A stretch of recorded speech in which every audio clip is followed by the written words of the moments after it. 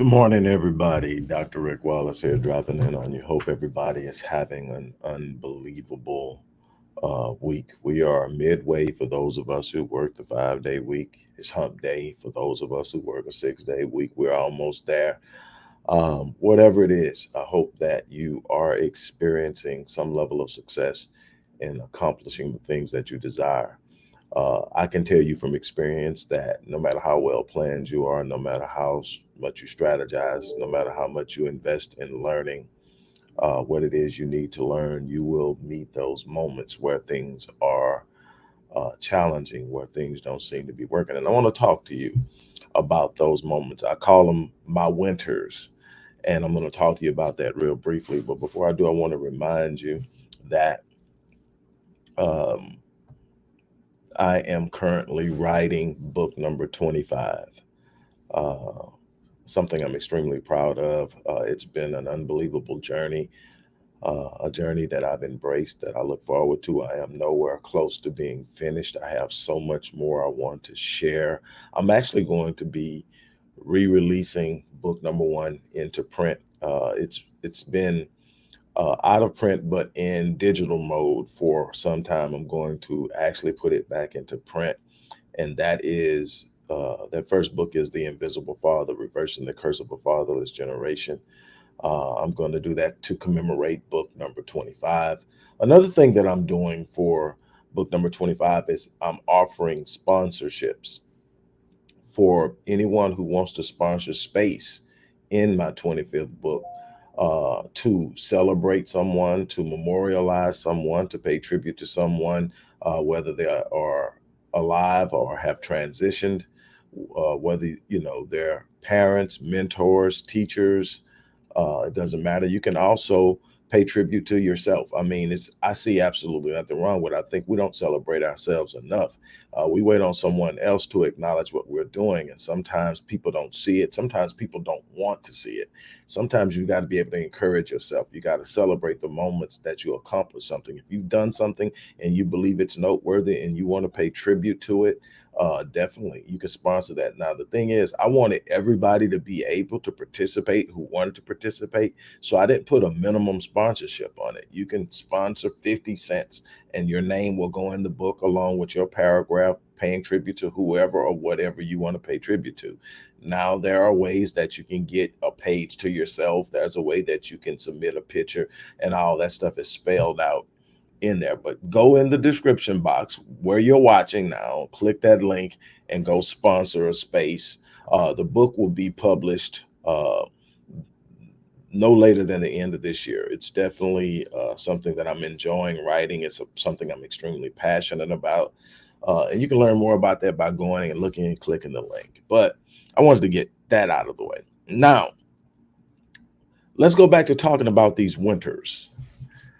See, a lot of times what I see that sort of frustrates me, and I talk about this a lot with my wife, Marion, is I see a lot of people talking about their successes, and a lot of people celebrating their current position, a lot of people talking about everything that is going right in their lives. And I'm all for that. I'm happy for anybody that's living in a space that they are satisfied with, happy with, elated with, whatever it is. I'm happy for that. I believe that's something that everyone should experience. My thing is when you are looking at people who are successful and they don't tell you about the winners, they don't tell you about the story behind the glory that they're advertising. I think it does an injustice and a disservice to those who are paying attention, because it delivers and presents an illusion that it's just been smooth sailing. It presents an illusion that everything was copacetic all the way through the process. The truth of the matter is that no, everybody isn't. Nobody is, as a matter of fact, going to have smooth sailing through life. This isn't what life is about. Definitely not when you are attempting to accomplish something of any true value. When you are attempting to accomplish something that has intrinsic value, that has true value, something that is worthy of your true investment, of your spiritual and emotional and physical investment of time, and energy and hard work and everything else that's going to go into it, it's going to come with some challenges. It's going to come with some experiences that are not going to be comfortable. Some are going to be downright painful. You're going to experience some setbacks. You're going to experience some disappointments. You're going to experience delay. Oh, delay definitely is going to be a part of the process. Delay is that thing that tests your resolve. Delay is like, yay, it ain't coming right now. What are you going to do about it? Are you going to quit? Are you going to fold? Are you going to sit up and whine and complain? Are you going to sit up and point fingers? Or are you going to double down and you're going to reinvest and you're going to stay the course and you're going to see it to the end? See, it's not about what you know as much as it is about how committed you are to finishing. That's what most people don't get. Most people think because I know it, it's going to happen. And then when it doesn't happen to certain things, well, maybe I didn't know it. No, it's not about that. It's about commitment. I'll take a person that doesn't know but committed before I take the person who knows whose commitment is questionable. I'll take a person whose psychology is right on point about what needs to be done and how focused they are over the person who has the best plan. What I'm telling you is having a good plan is a great thing to have. Don't get me wrong. You want a plan. You want to be able to, with some level of reasonable certainty, be able to predict how things are going to turn out. What I can tell you is those predictions are going to be tested. Those expectations and anticipations are going to be tested. It's not going to always end up where you think it should end. It's not always going to end up in the time frame you think it should end up in. I'm telling you that most of the time, if you're really truly reaching for something, you're going to experience some failures. That's okay. That's a part of the process. Failures are simply feedback on your efforts, on your approach, on your strategies, on your planning. And it sends you back to the drawing board to make the necessary changes and adjustments. You're never going to hit. If you're hitting everything that you set out to do on time, you're not stretching yourself. You're not pressing yourself. You're nowhere close to actualizing your full potential. You're playing it safe. That's not where you're going to thrive. That's not where greatness rests. Greatness doesn't rest in safety and security and comfort of playing it safe. Greatness rests in the ability to move beyond the threat of pain, beyond the feeling of fear, beyond the unknown, to sit up and say, you know what? I'm coming to get what I say I desire. See, the thing is, you can want it all day long. You don't get what you want. In this life, people talk about all the time. Yeah, you can get what? No, you don't get what you want. You get who you are. You get what you become. So in other words, if you become the person who's capable of having what you say you want, then you'll have it. But that means you've got to evolve. That means you've got to develop. That means you've got to put in the work. What I'm trying to tell you is too many of you are quitting. Say, I'm not quitting. No. Inactivity is a form of quitting. Inactivity says I'm not investing in it right now. I'm not getting results, so I'm just going to sit it over here and chill. You've quit. You just haven't acknowledged you quit because you don't like the way it sounds, but you've quit. If you're not waking up in the morning and putting in the work, you quit. If you're not waking up in the morning, evaluating yourself, examining yourself, assessing yourself, taking those introspective looks at yourself and determining what needs to change, what needs to grow, growth should be intentional. Growth shouldn't just be the experience of what's going on in your life, the default experience. No, growth should be intentional. Growth should say, look, this is who I am. If I'm honest with myself, these are my strengths. I'm pretty much middle of the road here, and these are my weaknesses. Well, here's the thing that I do differently than most people. The first thing is I double down on my strengths. I have strengths for a reason.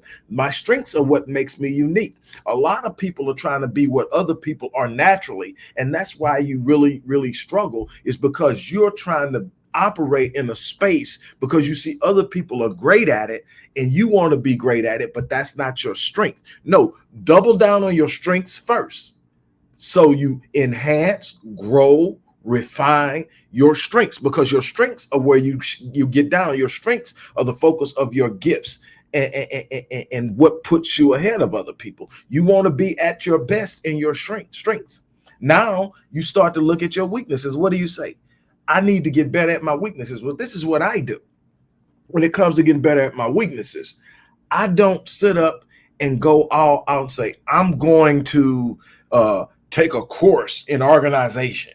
I'm going to take a course in taxes. I'm going to take a course. You know what I did? I found out what I was good at, and I did that. That's why I got that. I did that. And then what I did is I found people who were exceptional at what I was weak at. And I said, come on over. I got something I think you'll like. And I convinced them to be a part of what I was doing, even if it meant giving them half ownership into it. It's nothing wrong with that. The thing is, you can't do it all by yourself. The first thing you're going to have to learn, find people who are going in the same direction and get them to join in. But what I did is I found people who were exceptional in the things that I was weak in, invited them in, showed them how they would benefit by working with me. And what I did by being around them, I became better at what I was weak at by simply observing and following suit. It's a natural way of learning. It's much better than sitting down, taking a course, getting a certification in something. You're learning it in real time. You're learning it doing something you're passionate about. So your emotional level is going to be high. The more emotionally charged you are about something, the more it's anchored in your brain and becomes a part of your permanent memory and easily accessed in your permanent memory because your emotional center is involved. That's why when you go to certain places, they get you emotionally charged before the speaker speaks. Why? Because the higher you are emotionally, the more you retain. And they want you to retain it. Why? Because they want you to be successful.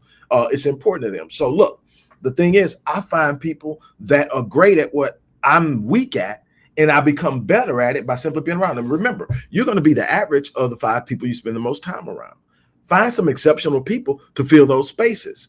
And then try to find people who are good at things you're not. Why? Because they're going to challenge you to be better while you're challenging them to be better at what you're great at. You're going to balance one another. Those are extremely important things. But let me explain something to you. You can't quit in the winter. See, the winter is the delay. The winner is the first. The winner is the no's that you're going to get from people. The winner seems like every time you try, you get pushed back 2 steps. That's your winner. Your winner is what's going on. But that's the time you've got to be at work the hardest. You've got to be at work the hardest in your winter. Why? Because your winter is the time that you establish the strength, the fortitude, the momentum, and the focus that it's going to take, that when the opportunity and the door does open, you're able to seize it, because simply having the door open doesn't change anything. Because see, that's what I call spring. Spring is the window of opportunity. See, when winter leaves, spring comes. But see, just like winter, spring doesn't last forever. That's what a lot of people see. A lot of people are procrastinating because they think spring lasts forever. Well, I finally got through winter. I made it. Or, you know what? I'm just so happy I'm not in winter no more. Ooh, that was so hard. That was so terrible. I'm just so just tired of it. So this is what I'm going to do. I'm going to actually just relax for a minute. And the first thing you can do is take a sabbatical from your drive and your grind. Now, your sabbatical comes when you achieve the first goal. You take a day off, a week off. When you achieve that first goal, you get that thing that you've been saying you want. You take that, then you take a day or a week off. You know, me, maybe a day. I don't know. Some people might I take a day, and I really enjoy it. I take it in. Then I say, I'm back to the grind. Why? Because there's a new goal now. I'm never satisfied with where I'm at. I'm never content with reaching that goal. That goal was just to get me where I'm at. My goal is to grow until I die. My goal is to evolve until I die. My goal is to get better until I die. So once I achieve a goal, it's just, okay, what's the next thing? It's on and on and on. That's how you get from 1 book to 25 books. It's sit up. One thing is take that on, finish it, and then move to the next one. Never get so consumed with what you've done that becomes your permanent residence, because then you don't grow. Some people are still caught up on what they did in high school. Some people are still caught up on what they did in college. I'm not even reveling in what I did last year. I'm focusing on what I'm about to do this year. See, it's about looking ahead, but it's about staying working. See, a lot of you are inactive and you haven't admitted it yet, but you quit because the inactivity speaks for itself. You can't be in work and not working. So when you're not working, you've quit. You just haven't told nobody yet. So what you got to do is you got to get up and you got to put the work in. And then when you get to spring, when winter is over, that's when you got to seize the opportunity. And the best way to seize the opportunity is have the momentum already bent, so already built, and have everything already set. So that way, when the window opens, you move into it and you seize it, and then you take that momentum and thrust yourself forward. That's where those quantum leaps in growth come from, is the momentum built inside the struggle, inside of winter, inside the storm. See, that's where most people are folding at, in the storm. Most people are sitting up saying, man, I knew this wasn't going to work. I mean, I should have knew better. Oh man, this is here. Look, I ain't got time for it. No, I'm doubling down. It doesn't matter how long I take. The beautiful thing that I can tell you is that after about 30 plus years of doing this as an adult, and I've been doing it long before I reached adulthood. I've been just simply doing, before I could understand it, I was doing it because I was around people who were doing it. And that's where I learned it. But as an adult, I've been doing this. So what happens is, whenever everybody else is sitting up and looking and going, oh man, I've already learned, delay does not faze me one bit. People looking, man, you've been on this for like 2 years. You said 90 days. Yeah. But what I learned is, the longer it takes for a vision, a dream, a goal to manifest, the more rewarding it is. It always compensates you for your time. Let me explain that to you again. When you put down a goal, you want it to be so real, so huge, so marvelous that it's worthy of the energy and the effort you put into it. And it also will hold you steady when you start to experience delay, when you start to experience denial or potential denial. I always tell people, delay isn't denial. Delay doesn't mean denial. It simply means that it has been withheld for a certain period of time, and you have to remain focused in order to have it. So many people fold on the dream right before the breakthrough. That's a problem. But what I do is I sit up and say, okay, what I know is, while I only intended to invest 90 days, 6 months, or a year, and now I'm moving into 2 years, 3 years, and I haven't gotten it yet, I know that when it does break through, I will be compensated for my time. The universe is just, God just designed the universe to do things in such a spectacular way that you sit up and you're sitting up and you're going, wait a minute, man, I've been working on this and everybody's looking at me. Everybody, first of all, stop worrying about what other people are thinking about you pursuing your vision. You are giving too much room and validity to the random opinion of minimum-minded people. Because what I can tell you, the people who are really getting on in this world aren't sitting up talking down on you. The people who are getting on in this world aren't the ones ridiculing you. The people who are really, truly rising to the occasion aren't ridiculing you. The people who are ridiculing you are the people who haven't been able to get on themselves. They are minimum-minded in their thinking. So what they do is find ways to tear other people down so they feel good about themselves.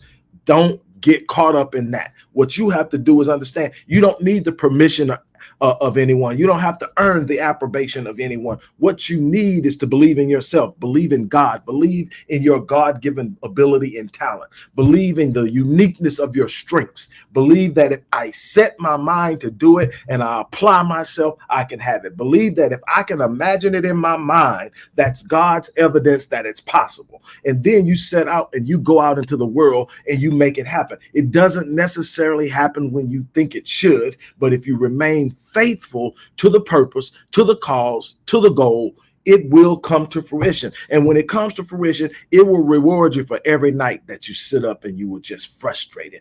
Every day that you thought it was going to happen and then it faded. Every day that you sit up and you almost cried or you did cry. It's going to reward you for every ounce of pain, every setback. But you got to be willing to stand in. You've got to be willing to put in the work. When I was a young kid, my mom made it very clear to me, look, nobody can question the fact that you are a smart little boy. But let me tell you something. Your skin is going to work against you. No matter how much you don't like the sound of that, your skin is going to work against you.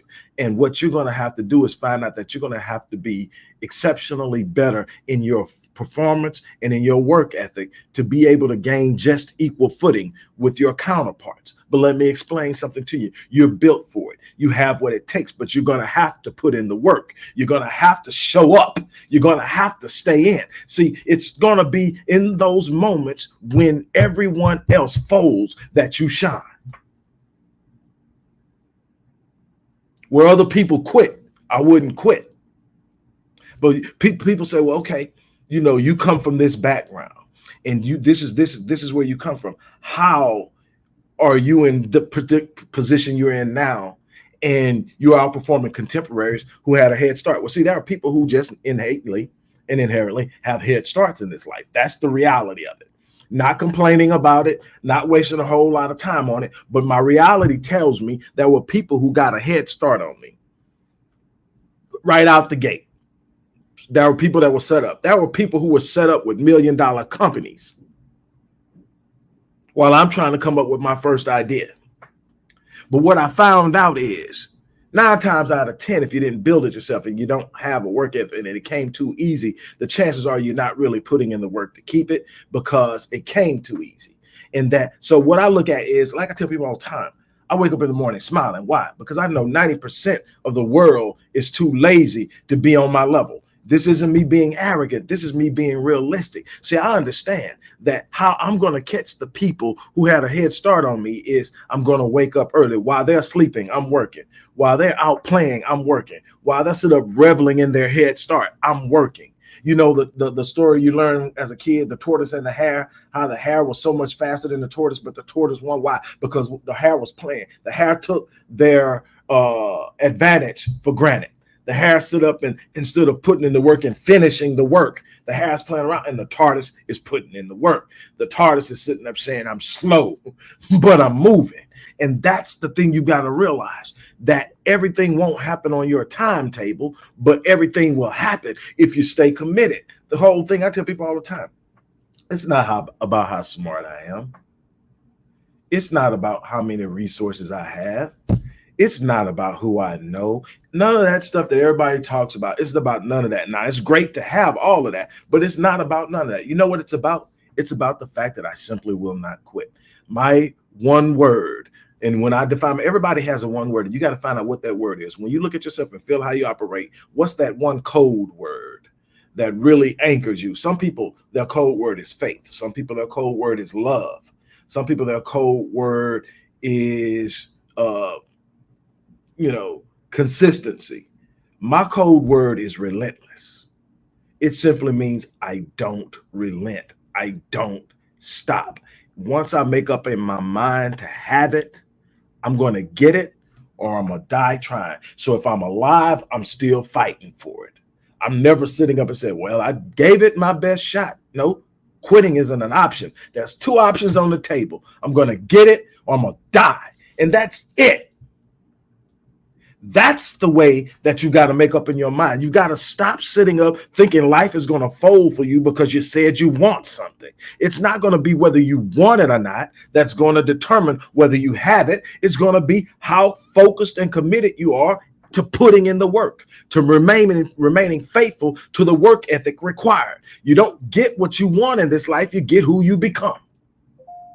The things you are able to have in this life you will have it because you became the person able to manifest it and create it. If you don't become the person, you don't get it. No matter how much you speak it, no matter how much you say you want it, you can say all that. But the bottom line is, if you don't want it bad enough to go out and get it, if you haven't set goals high enough to attain the level of existence that's required to have it, it will never be yours.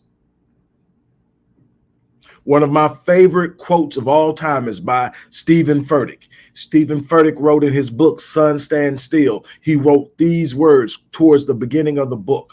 And it just really it's like, yes, this is me from here on out. This is how I feel. This is how I think. He said that if the vision that you have for your life isn't so huge that it intimidates you, it's a good chance it's insulting God. Let me say that again. If the vision that you have for your life isn't so huge that it intimidates you, it's a good chance it's insulting God. What does that? That means that if the vision that you have for your life isn't so huge that it wakes you up in the morning with a sense of urgency and an understanding that you're going to have to go out and get up and make something happen today, that you don't have time to waste. If the vision isn't so huge that when you sit up and you look and you say, man, this hurts, but I'm going to keep going. Man, I feel weak, but I'm going to keep going. If the vision isn't so huge that you look at all of the disruptions and the delays and the disappointments and the rolling in of the vicissitudes of life, and you say, I'm not stopping, you're insulting God. Why? Because God designed you for greatness. He didn't design you to meander through the maze of mediocrity. God designed you to execute greatness because your greatness is the representation of your God. Your religion doesn't have a whole lot of use in life. But your greatness is a representation of God. It's an execution of your divine nature and your direct connectivity to God. So, in essence, the way that I tell people all the time, all this, do your thing. I don't tell nobody how they should relate to God. I don't tell anybody what religion they should claim. I'm not a religious person. I'm a person that's connected to God. I trust God. And I can relate to any person's religion and see their connectivity to God and tell them how to get closer. But you got to let go a lot of the ritualistic stuff within the religion to focus on personal movement and personal development. I tell people time. It's, go to your church, go to your place, do your praise dances, do all that stuff like that. Sing your songs, do all that. But the greatest form of worship is the execution of one's purpose. You can't worship God any higher than to go out and do what you were designed to do in the first place. We miss that. We're moving through life as we meander through the maze of mediocrity, barely existing, never making an imprint on this world. Most of us will live and die, and the only people that will have known us are our family, and most of them will forget us within 10 years and move on, and nobody will ever know you existed. If you haven't made an imprint in this world and an impact in this world that will speak for you and of you long after you're gone, you have failed the designer. I'm challenging you. Get up, get off of it, and move into what you were designed to do. You should be living at the level of your design. You should not be taking 1 ounce of your potential to the grave with you. One of my mentors once said, the great Dr. Miles Monroe said that the wealthiest place in this entire world is a cemetery. Why? Because you will find books unwritten, businesses not started, relationships not cultivated, inventions not explored, and the list goes on. Why? Because people live their entire life and never pursue their purpose. It's not until you discover your purpose that you can explain your pain.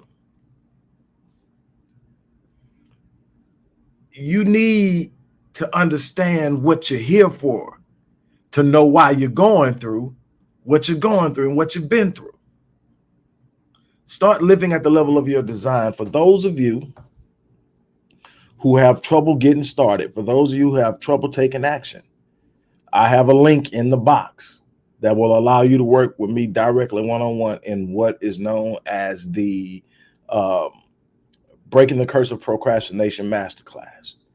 I once did it as a whole masterclass, but I'm literally offering it now for the same price as the whole class for an individual setting. And just for you to aware, this is a fraction of what I charge for a session with a client. My one session fee for a client is $350, and it's worth it.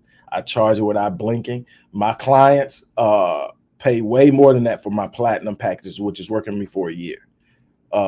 And I'm worth it. I put in the work. I grow myself daily to be effective what I do, but I want to work with you. So I've made it extremely affordable for those who want to take action on it. The link is in the box. Also, for those of you who want to sponsor space in book number 25, which I'm writing right now, the link is there. You can sponsor that space, as I said at the beginning of this session, that you can sponsor that space and you can literally pay tribute to anybody you want to. Grandparents, mothers, spouse, mentors, teachers, or you can even celebrate something that you've accomplished yourself.